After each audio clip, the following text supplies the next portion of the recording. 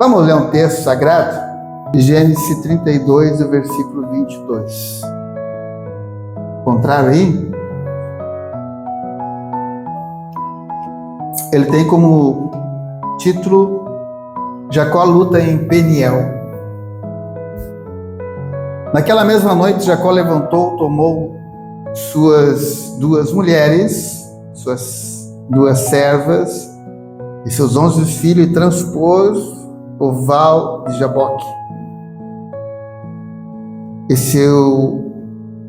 reuniu todos e fez com que passasse o ribeiro.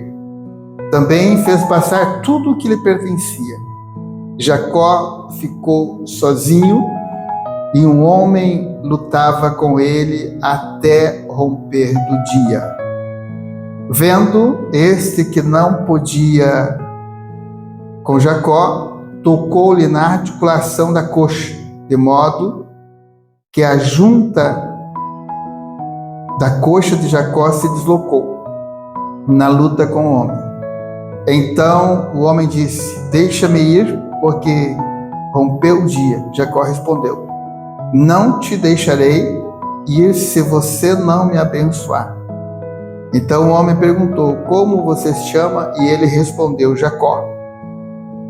Então disse: seu nome não será mais Jacó, e sim Israel, pois lutou com Deus e com os homens e prevaleceu. E com os homens e prevaleceu. Jacó disse: por favor, diga-me como você se chama. E ele respondeu: por que você me pergunta o meu nome? E abençoou ali Jacó e deu àquele lugar o nome de Peniel, pois disse: vi Deus face a face e a minha vida foi salva. Para você entender um pouco dessa passagem, você observa que muitas vezes a situação que vivemos, o que estamos enfrentando, parece que é algo por acaso, ou um momento que você atravessa de dificuldade, você não para imaginar que muitas vezes aquele enfrentamento que você está vivendo, ele vem lá do princípio, lá de trás, de algo que está em você e trabalhou na sua mente, trabalhou na formação sua. Quando tu olhar a história desse homem, eles eram gêmeos. Nasceu 2 meninos, Esaú e Jacó, filho de Isaac. A mãe deles era estéril, Isaac orou e Deus abençoou. E eles se debatiam muito dentro do ventre. E aí Deus fala a duas nações dentro do teu ventre. Por isso que eles guerreiam. E o menor vai dominar sobre o maior. E quando eles nascem, o Esaú nasce primeiro. E o Jacó, ele nasce agarrado ao calcanhar do irmão. Olha só. Por isso ele recebe o nome de Jacó, o usurpador. Aquele que tenta chegar primeiro. Então ele já recebe um nome, como se trouxesse naquele nome uma sentença.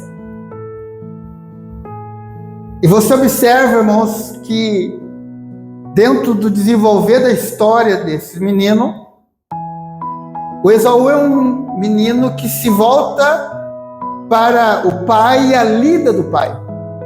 Ele era um excelente caçador. Ele passava no campo. Já o Jacó, ele foi criado dentro de casa, tipo protegido pela mãe. Então ele era o caseiro. Ele era aquele que estava mais presente. Então você observa que existem privilégios que muitas vezes, dentro da própria casa, geram consequências futuras. O favorecimento de um para com o outro, tu não imagina as consequências que isso está causando lá na frente, na vida de muitas pessoas. Então, Jacó era aquele que estava junto com a mãe, presente com a mãe. Esaú é aquele que passava no campo. E a palavra diz que um dia Esaú, cansado da sua vida de caçador, de campo, ele chega em casa faminto e o Jacó tinha preparado um guisado, uma comida gostosa. E ele disse: dá-me do teu guisado? Não. Te vendo. O que tu quer pelo guisado? O direito da primogenitura, de ser o mais velho. Tá vendo? E o Esaú vende, troca pelo guisado. Você observa, irmãos, que quantas vezes, mediante a crise que estamos enfrentando, as situações que estamos enfrentando, nós fizemos negócios errados. Nós damos direito a troco de nada. Nós ficamos cegos pelo sentimento a ponto de abrir mão de algo que vai mudar a tua história futura. Então ele negocia e dá o direito agora ao menor. E o tempo passa e o Isaac envelhece, e a maior herança que um filho recebia na época não era bens, era a bênção de um pai. A bênção que nortearia a sua vida. As palavras de um pai sobre a vida de um filho era uma ordenança da parte de Deus para com aquela geração. Prosperidade, bênção, terra fértil, nunca vai ter necessidade, todos os inimigos se levantarem cairão. E aquilo acontecia porque ela vem de uma vontade de Deus. Quando Deus chama Abraão, ele disse: eu vou abençoar, em ti serão benditas todas as nações da terra. Abençoarei os que te abençoarem e amaldiçoarei os que te amaldiçoarem. Então estava um decreto da parte de Deus, da onde ele colocar a mão e abençoar, ali seria abençoada. Você observa, irmãos, que há um poder de Deus sobre a vida daqueles que creem nele. Portanto, cuidado com as palavras. E aí ele vem, já velho, e fala para o Esaú: filho, pai está envelhecendo, meus dias estão chegando, vai caçar,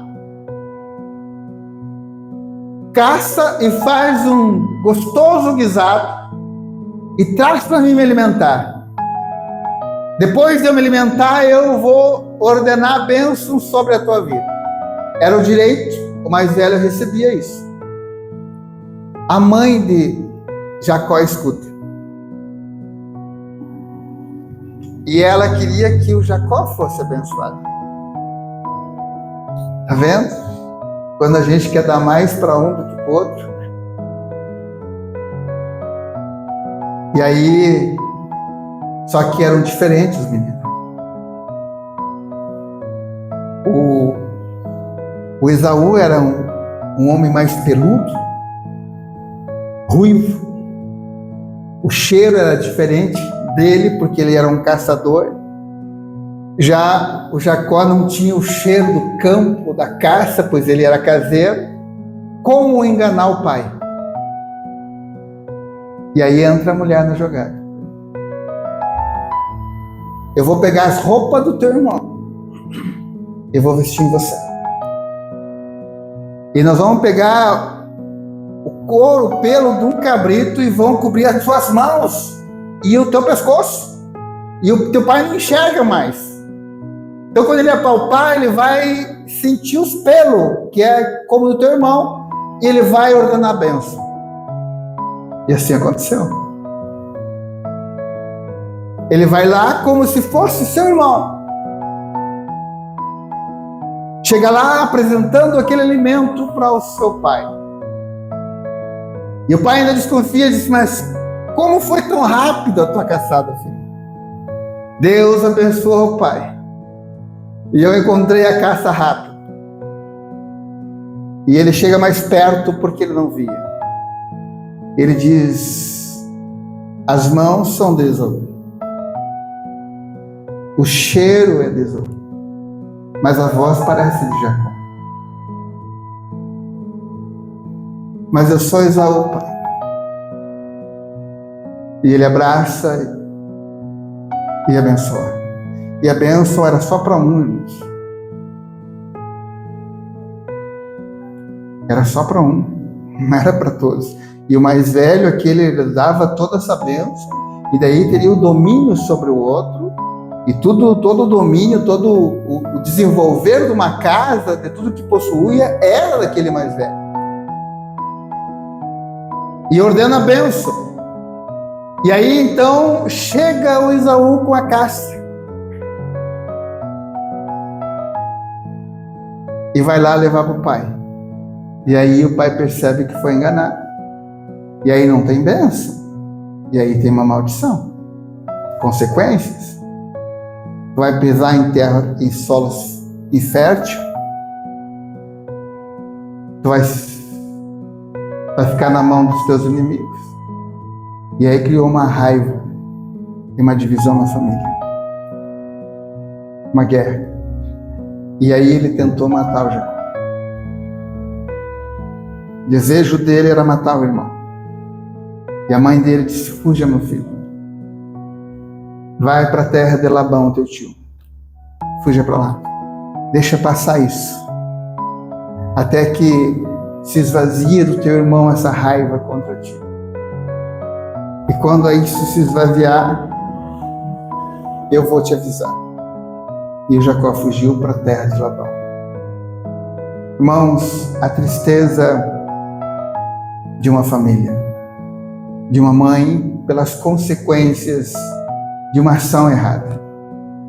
Agora você observa que ele vai para lá, ele tem uma vida lá, lá também ele é enganado, lá também ele foi iludido, ele pagou o preço por uma mulher entregar outra, que naquele tempo era assim, enfim. Mas chega um dia que ele tem no seu coração o desejo de voltar e consertar o que fez de errado. E esse é o enfrentamento que todos nós tememos. Mas é a melhor ação, posição ou decisão tomada. É enfrentar os traumas de um passado, os erros de um passado. Se observa que o nome Jacó trazia uma consequência sobre aquela vida, uma decadência, uma vida de um fracassado. Como mudar isso? Como reverter isso? Muitas vezes, pessoas não conseguem acertar na vida. E não param para pensar. Por que não dá certo? Por que eu não consigo realizar sonhos ou desejo do coração? Então você observa, irmãos, que esse homem também vivia essa angústia, carregava consigo essa dor dentro do seu coração. Enganei meu pai, traí meu irmão, usurpei, adquiri uma bênção que não era minha. Eu preciso consertar isso. Eu preciso acertar. E o irmão dele se tornou um homem poderoso, possuidor de muitos bens, e trazia muitos homens. Eles marcaram o encontro. E agora o medo. o medo do enfrentamento, ele vai me matar. Ele vai matar a minha família. Ele vai destruir tudo que eu tenho, pois eu destruí a vida dele. Mas ele toma a decisão mesmo disposto a pagar um alto preço. E ele reúne toda a sua família. E reúne também presentes para chegar perante o seu irmão como um coração quebrantado. E aí lá, como nós lemos aqui, ele manda primeiro a sua família, suas servas, seus presentes, passam no vale do Jaboque. Mas ele fica. Ele fica, porque, irmãos, a maior guerra a ser enfrentada nunca foi fora. Nunca foi fora. A maior guerra a ser enfrentada sempre foi dentro. E essa aqui é só você e Deus. Muda a sentença, muda o destino. E ele precisava, antes de enfrentar o irmão, se enfrentar. Precisava lutar com ele. E não tem lugar melhor de se lutar consigo do que o deserto, do que os momentos de solidão, do que os momentos sós. Por isso que muitas vezes, não é que os amigos se afastam, pessoas nos abandonam. Deus te leva para lugares solitários, porque Deus precisa que você guerreie com você. Deus precisa de um enfrentamento seu. E ele fica do outro lado. E agora vem uma história. É como se abre um livro. E ele vê as páginas contar a vida dele. Sou eu esse homem. Sou eu essa pessoa. Então, irmãos, se o Adão fugiu, se escondeu, Jacó se apresenta. Se apresenta para quebrar aquele jugo que oprimia, aqueles correntes que o prendiam numa vida escrava, debaixo de uma condenação. E eu te digo uma coisa para você nesta noite: não existe maior acusador sobre nós do que a própria consciência nossa. Não tem. Não tem acusador maior do que a tua própria consciência. Pois ela sabe de tudo. Ela convive, ela é você. Ela está em você. E nós precisamos quebrar isso dentro de nós. Desfazer isso e enfrentar isso. E ele vai para essa luta. E entra a noite adentro. Sabe o que é uma batalha pessoal? Só que sabe o que é uma guerra consigo mesmo? Sabe o que é um enfrentamento? Irmãos, a cura só vem mediante batalhas. Sabe, nós temos que sair,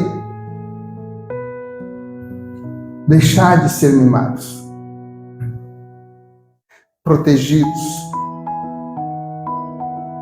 deixar de querer ouvir palavras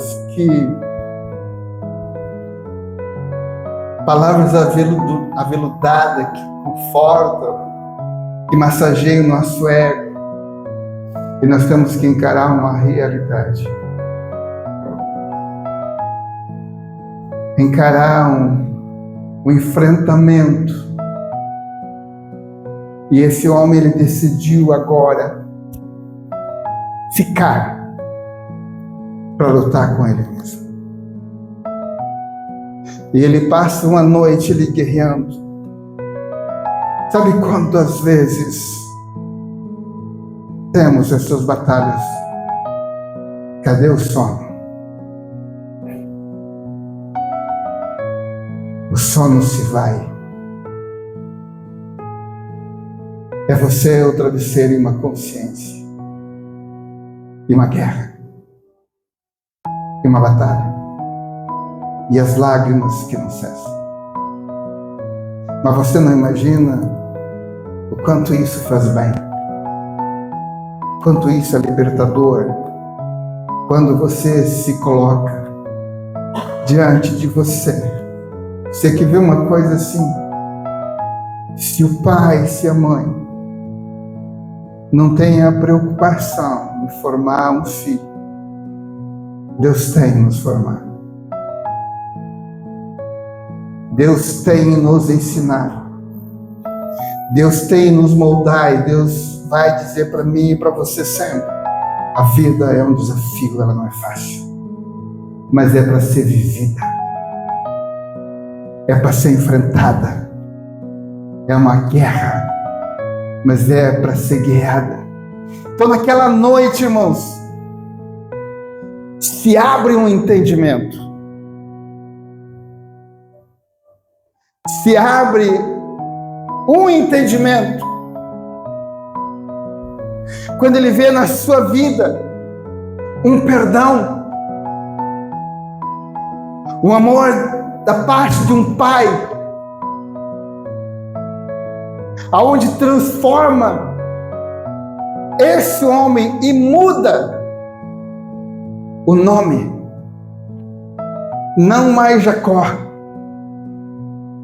não mais o usurpador, não mais o enganador, não mais o malfeitor, não mais o fugitivo, mas o Israel de Deus. Por que tem a nação de Israel lá? Da onde vem Israel? Da vida desse homem. Deus muda o nome. Muitos trazem um nome debaixo de uma maldição, debaixo de consequências. Sabe? As pessoas não têm noção. Eu me lembro que houve uma época que o nome dos filhos era o nome dos personagens de novela. Assim, era esses nomes que idolatravam, não sabiam a raiz, não sabiam a origem, não sabiam o porquê. E muitas vezes estavam decretando consequência na vida de um filho por falta de conhecimento. E a palavra diz assim: meu povo é derrotado por falta de conhecimento. Meu povo se perde por não conhecer. Então, irmãos, a vida desse homem agora é mudada. O nome é mudado. E você vai o medo. E você vai a culpa. E você vai agora o julgamento, a qual ele já tinha decretado como na sua vida uma sentença: meu irmão vai me matar. Vai matar a minha família. Tentando ele resolver, oferecendo presente, oferecendo. Então, irmãos, entenda uma coisa. Até hoje, pessoas querem oferecer sacrifício para fugir de enfrentamentos. Querem pagar. Querem dar ofertas. Querem entrar no sacrifício, porque estão fugindo de si mesmo. Jacó tentou fazer isso, mas ao passar o vale da sua família, ele sabia que o problema estava dentro e que ele tinha que ir para essa decisão. E irmãos, quando ele sai dali para encontrar o seu irmão, tudo muda. O abraço, a felicidade do encontro. Muitas vezes tu tem uma ideia errada do que Deus pode fazer. Por isso tu tem medo de consertar problemas do passado. Situações que feriram. Mas quando tu coloca o teu coração na mão de Deus, Deus só não trabalha no teu coração, como Ele trabalha no coração daquele a qual tu quer formar ou quebrar uma aliança, uma marca que ficou para trás no passado. Sabe, irmãos, Jesus ele veio para trazer o que para nós? O que Jesus trouxe para mim e para você? Um conserto. Um conserto. Sabe o que ele bradou na cruz? Conserte, filho. Conserte. Os pecados foram perdoados. Não tem mais culpa, não tem mais julgo, não tem mais sentença. Conserte. Conserte com o teu irmão. Conserte com o teu semelhante. Conserte tua vida. Quantas vezes talvez você ouviu relatos de pessoas que no leito de morte não conseguiam morrer porque precisavam consertar algo, ou não? Alguém já viu isso? Precisavam consertar, ou receber um perdão, ou dar um perdão. Então o Senhor, quando disse, eu trago o conserto, aceite o conserto de Deus. De que forma eu aceito? Porque Ele reconciliou-me com o Pai. Ele perdoou os pecados, Ele uniu a criatura, o Criador novamente. Quando eu entendo isso,